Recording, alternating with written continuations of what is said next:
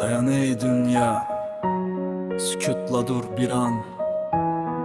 Dərk et bu dəhşəti, lərzəyə gəlsin can.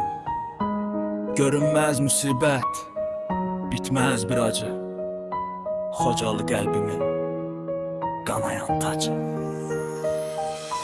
Danışım sizə mən 92-dən, o qanlı sətirdən, qanlı gecədən, dağılmış ocaqdan, sönmüş evlərdən, Fatimə fəryadı ucalan yerdən. Ey günəş göylərdə necə yanırsan, necə alovlanıb nur paylayırsan. Yerdə bu qədər qan qətliam varkən, minlərlə günahsız şəhid gedərkən. Dayan ey dünya, sükutda dur bir an, dərk et bu dəhşəti, lərzəyə gəlsin can. Görünməz müsibət, bitməz bir acı, Xocalı qəlbimin qanayan tacı. Yerdə qalmasa belə tökülən bu qan, əl üzülər artıq bütün dünyadan. Amma məğrur dayan can, Azərbaycan cəzasız qalmayacaq o zülüm, o fəğan.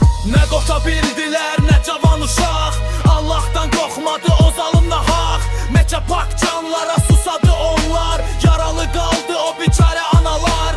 Vətənindən perik düşdü neçə can, aylar illər keçdi sağalmadı qan. Əsir düşdü ana bacı gəlinlər, bu dərdi daş belə çəkməz bilsinlər. Can Xocalı, qanlı Xocalı, yaralı sələdə dərin yaralı. Can Xocalı, can Xocalı, unutmaz bu millət o qanlı gecəni. Can Xocalı, qanlı Xocalı, yaramı sələdə dərin yaralı. Can Xocalı, can Xocalı, unutmaz bu millət o qanlı gecəni. Azərbaycan sən məğrurdur hər zaman, Poladın, Çingizin ruhu seninlə.